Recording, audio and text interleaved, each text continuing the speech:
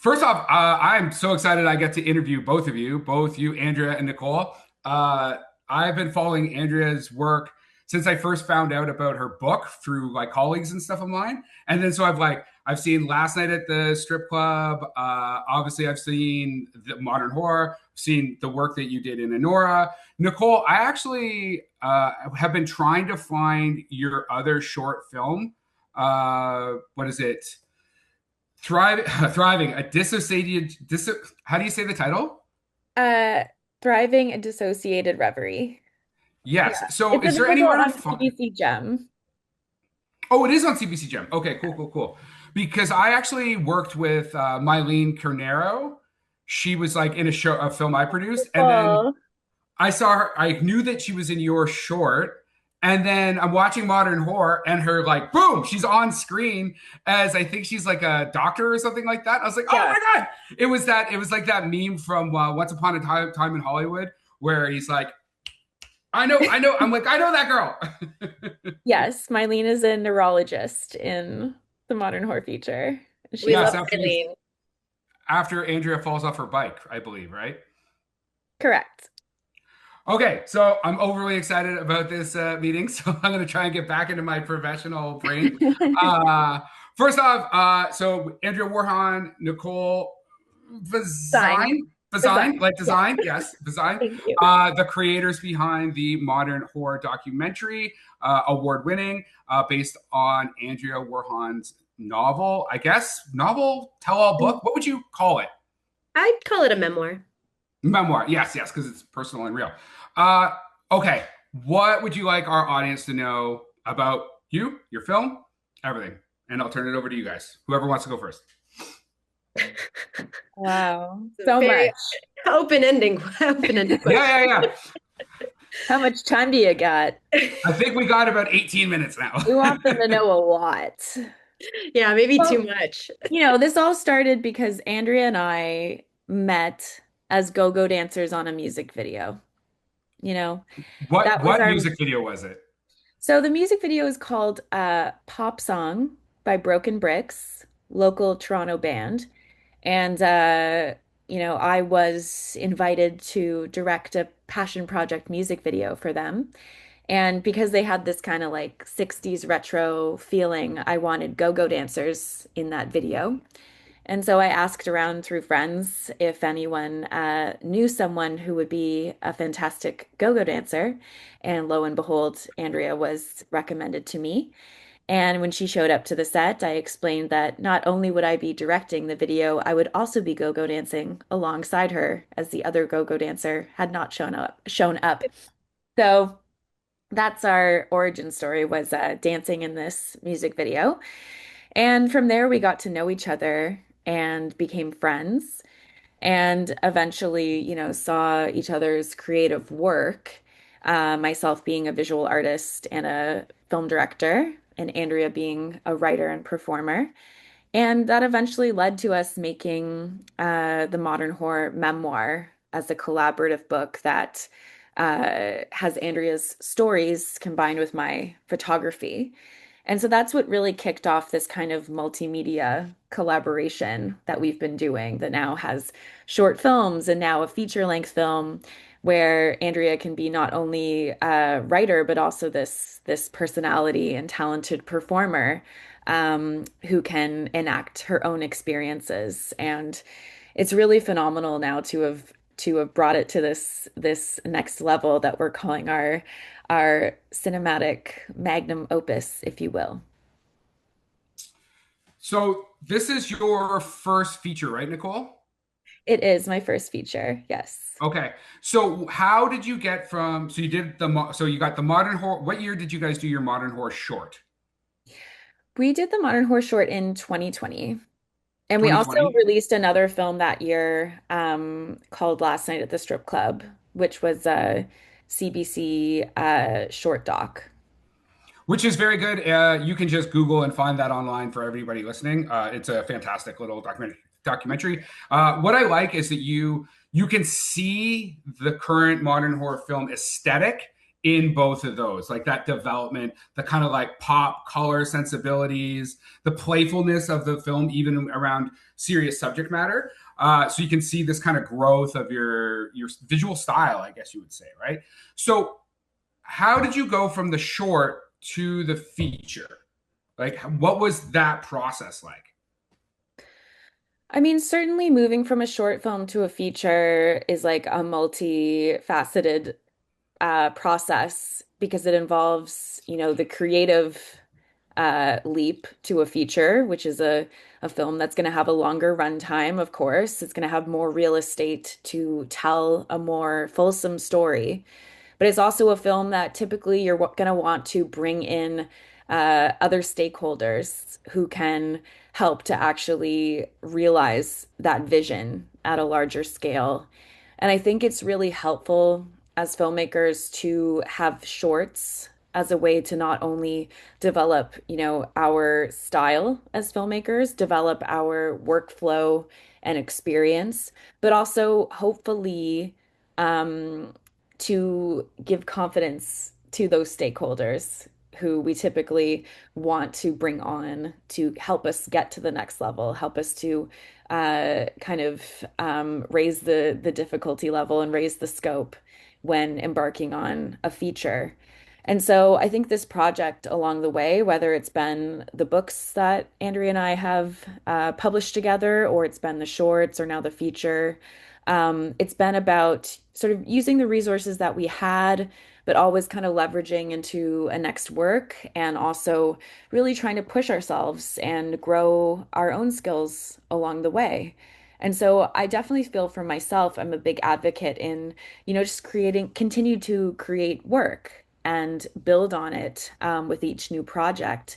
Because I think, she and I both are so ambitious and we really wanted to do this feature. And yeah, we really had to take time to develop those skills in order to make it a reality. So the short, did it end up acting as a bit of a proof of concept in a very loose way? Like, hey, this is kind of what we want to do, but on a bigger scale. I think that there's certainly a lot of value as a filmmaker in having shorter projects that one can show as a portfolio when it comes to inspiring confidence in greenlighting a feature. And then I think in our unique case, it was really great that we also had a book, that we also had this source material that we initially self-published, but also was published with Penguin Random House. And so we were able to have that as something that could be adapted. And I think what's exciting about that as well is we've created this kind of multimedia situation where it's like we have now a book and a film that kind of operate obviously in different mediums. But what's so great about it is they also complement each other. Like, we love the idea that someone could watch the film and then be inspired to also read the book or vice versa. And I think that's really part of the joy of, collaborating over quite a few years now as we've been doing. The production looks like you guys are having fun. Like were you guys having fun on set? Andrea? I know for such a public person, I'm like, man, she's being really quiet. Nicole's like doing all the business work over here. Yeah, no, of course I had fun on set. It was a great set, and it's an amazing opportunity, like for me, not only as like a writer and performer on this, but as a producer to create an environment together with Lauren Grant as well. The three of us as producers able to build a set from the ground up that was, safe and fun and you know, equitable working environment where, we have an intimacy coordinator, we have a sex worker, trauma-informed counselor on set when we're dealing with the more traumatic issues. Um, just feeling very grateful that, like for me, I've been on other sets and it's not always like that. It's just like so rewarding to know that you have like the power to make sure that the environment is safe and a good experience for everybody. And we did a lot of work to make sure that that was the case. Yeah, it's awesome that I was that you took the question right on my head. If you used an intimacy is it choreographer or choreographer? Coordinator. Coordinator. I feel like they're interchangeable because actually, and this is a great kind of pivot. So you worked with Sean Baker on Honora, correct? I worked on the script.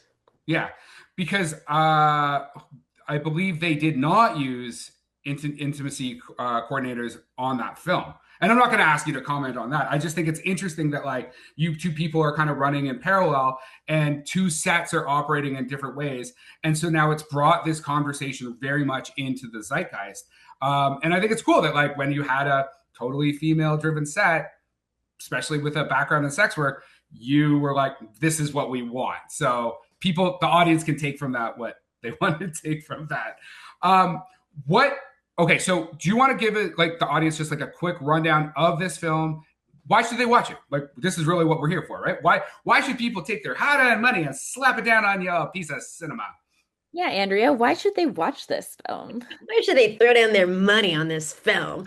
Well, I think you're in for a treat. I think you're in for something delightful and thought-provoking and occasionally uncomfortable, but I think by the end of it, you feel like I've learned something, I was entertained, this was the best 80 minutes of my life. You really, as a hybrid documentary, you really get a bit of everything in this film. You get the documentary elements, which is me talking to camera, telling my story. Then you get interviews with other sex workers who have vastly different experiences. So you don't just get my perspective because my experience as a sex worker is singular and it's not everybody's story. And there's lots of different perspectives and experiences and levels of appreciation for the work. You're also getting interviews with my mom, with my boyfriend, and with a client. So you're really getting an insider view into my personal relationships with the closest people in my life and the people who keep me financially afloat. And then on top of that, you've got the reenactments, and that's where the hybrid element of the documentary comes in, which is that not only have I lived these stories, written these stories in a book, I am now in the film reenacting these stories. Um, and I think they're very special and they're funny and they're heartbreaking at times. It feels meta at times where there are scenes where I'm watching myself do the deed in these reenactments.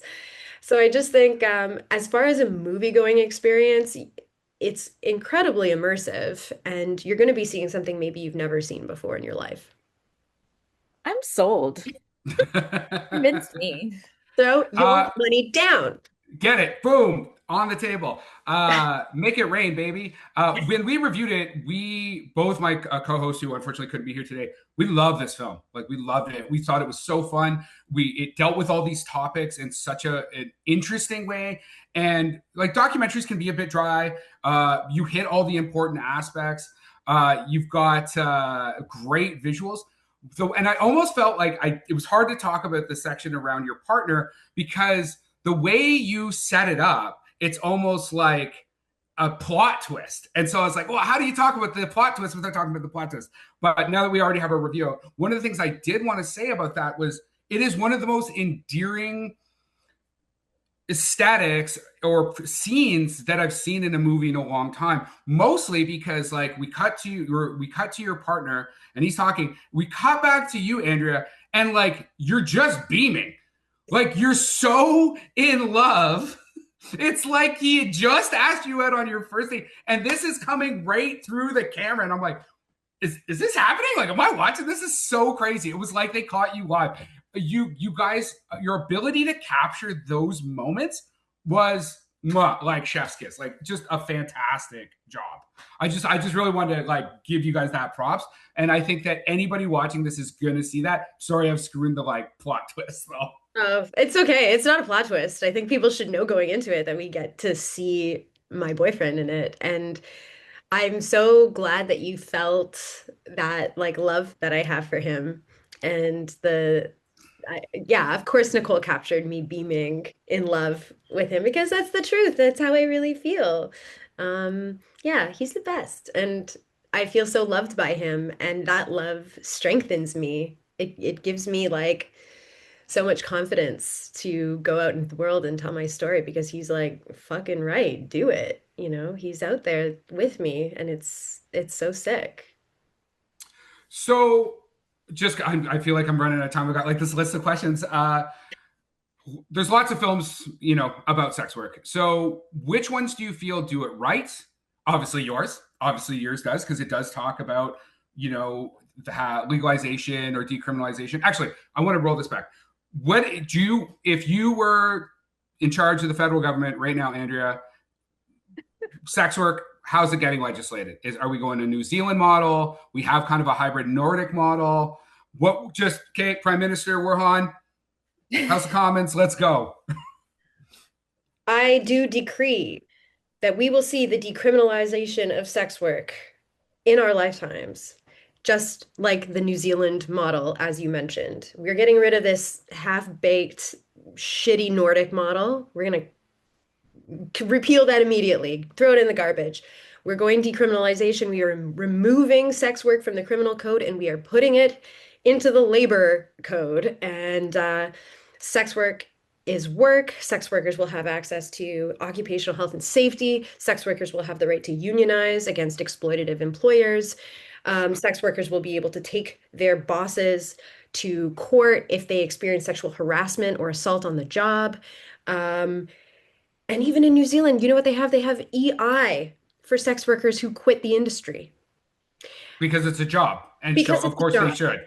Yeah. It's a job, and if we want fewer sex workers, then we need to be providing affordable housing and universal basic income and making sure that the social welfare net is strong and making sure that cost of living is actually something that is covered and that wages keep up with inflation. People do sex work to make money and to survive. And if we're not providing alternatives, there's no way that the so-called abolition of sex work can exist without physically abolishing sex workers, which actually leads to our harm, violence against us, and death. And so Prime Minister Werhun says, by decree, sex work is decriminalized as of right now. Unanimous consent of the House. Uh, so I got a chance to interview Suki and Lee for paying for it, which Andrea is also in. I was like, I know her. Shout out. So I would argue that's probably a decent representation of sex work. Would you agree, Andrea? I think it is a representation of sex work. I think it's important to note that it's from the client perspective. It's a client's movie about sex work. It's a great film, definitely. And I also implore people to read the book. Go read Chester Brown's graphic novel, Paying for It, because beyond his own personal experience seeing sex workers in Toronto in the 90s, he also has this like very thick handwritten appendix that outlines all the different reasons why sex work should be decriminalized, which didn't make the cut of the film, unfortunately. But for people that want to get a little deeper into the theory behind decriminalization, I would highly recommend Chester Brown's book, Paying for It. So, what films, if you're not comfortable saying which films do not do service, that's if you're not comfortable with that's fine. But if you are comfortable with which ones do, like either of those questions, if you're okay with answering.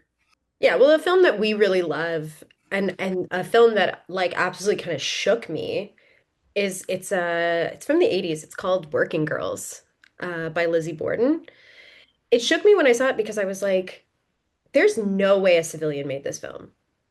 This film is actually too real. This feels too accurate. And it turned out that Lizzie Borden, the director of the film, the writer and director of the film, was in the closet when she made it. So highly recommend that movie to your viewers. One of my personal favorites is The Best Little Whorehouse in Texas. Oh, that's a great film. Yeah, I mean, starring Dolly them. Parton and Burt Reynolds, man. Like it could be about anything. They're the dream team. My only like caveat is that I hate when the sex worker falls in love with a cop. That is Yeah, it's ACAB, baby, ACAB. ACAB. And like the same thing kind of happens in Clute, which also I think is a really great sex worker film, with Jane Fonda, and Donald Sutherland. Another unfortunate cop sex worker dalliance of a film, but I mean Jane Fonda's performance, as what's her name in it? Brie. I can't remember her name in it, but she kills it in that role. So those are a few of my favorites. I don't know, Nicole, what faves you got? Yeah, another one that we've talked about is Fuck Toys, Of which is so course. great. And That's a hell of a title. yeah, Hell yeah. I mean, we would love a double feature, Modern Horror and Fuck Toys. Just putting that out there. Just two two titles that feel like they should be on the same marquee. But yeah, that's a great scripted film that is like so fun. It's very inspired by John Waters' work. Oh, nice, nice. Yeah, Okay, yeah, and like like it's that very says like that gives a vibe right there, Oh especially yeah. like John Waters' film. it's very Oh like yeah. world building, um, kind of adventure film in a way, like road trip movie that is so creative and sex worker made, and I definitely think it's a must see. And we also really like Kokomo City, which is another doc that we watched at Sundance in 2023, and also very beautifully shot, and the subjects in that doc are incredible. So yeah, those are certainly some of the recommendations. Yeah. Awesome. I'm gonna put those all on my list because other than Little Whorehouse on the Prairie, I haven't seen any of those. I feel like we're running out of Horse on time. the Prairie. Little horror. That's Little Whorehouse in Texas. That Little hasn't been Whorehouse in made yet, Texas. but wow. That's from a different We're section of gonna the contact internet. CBC. CBC, let's get them on the line. Let's We've do got it. an Let's do idea it. for you. After Maddox Mysteries or Murdoch's Mysteries. Yeah, exactly. Okay, we where can we see your film right now? I know it's on video on demand, but where on video on demand? Let's start there because that's where the hoes at home can find this flick right away. Lots of places. I mean, it's like sort of pick your pleasure. It's on Amazon. You know, just type in watch modern horror and you're gonna find lots of options on where to enjoy it on VOD. But it's not streaming on like Crave or anything yet, right? Like it's all just VOD. Correct. And then it'll eventually be streaming on Crave, which is very exciting. Right after Heated Rivalry. Exactly. This feels right for it to be streaming alongside Heated Rivalry on Crave. Very And do you guys have a hot as of today, do you still have a hot docs that it's coming up where you can see it in theater? Like where else in theater can you see this film? Yes, we do have two Hot Docs cinema screenings this month, so in May, on May 22nd and May 30th, I believe. So please do come out to those ones. We're going to be doing Q&As, Andrea and myself, as well as on the 30th, we'll have Lauren Grant joining us, our producer, and we'll also have exclusive merch for sale and copies of the Modern Horror Memoir. So it should be a really fun time. So I'm gonna try and get out to one of these because I need a hard copy, and if I Yeah. get it signed, that'd be awesome too. So, Hell Perfect. yeah. Perfect. anything else before we let you get out of here? Support your local sex workers, give them money, tip them, watch modern horror, share it with everybody that you know, and yeah, just uh, just be good to each other, that kind of thing. Yeah, you got some books to read now for between your book, Chester Brown. You got some films to watch and some cinema to get out to. So yeah, everybody go check out Modern Horror. Andrea and Nicole, thank you so much. Sorry for the technical difficulties. By the way, if you guys like kind of surfy type of music, are you familiar with the Cupid Dolls out of Toronto? Oh, I No. think I may have heard of them. Surf. Because I think, Andrea, you follow the Suffragettes, who are going to be opening for the Reverend Horton Heat on his tour through the Horseshoe. Okay, cool. So if you like that style of music, check out the Cupid Dolls, all-female pop band, and it with a real 60s kind of flair to it. They So need a couple of go-go dancers to just come through. I mean, if you two contacted them, they would probably let you do whatever you want. But yeah, you should definitely check out that band. They're a super fun group of kind of like rockabilly. So Awesome. Thanks for thanks for the thanks for the reco. All right, thanks guys. Have yourself a great afternoon. And that is our wrap for the day. Please like and subscribe to this podcast. Tell your friends. If you want to get a hold of us, reach us at the www.howdyoulikethatmovie.com.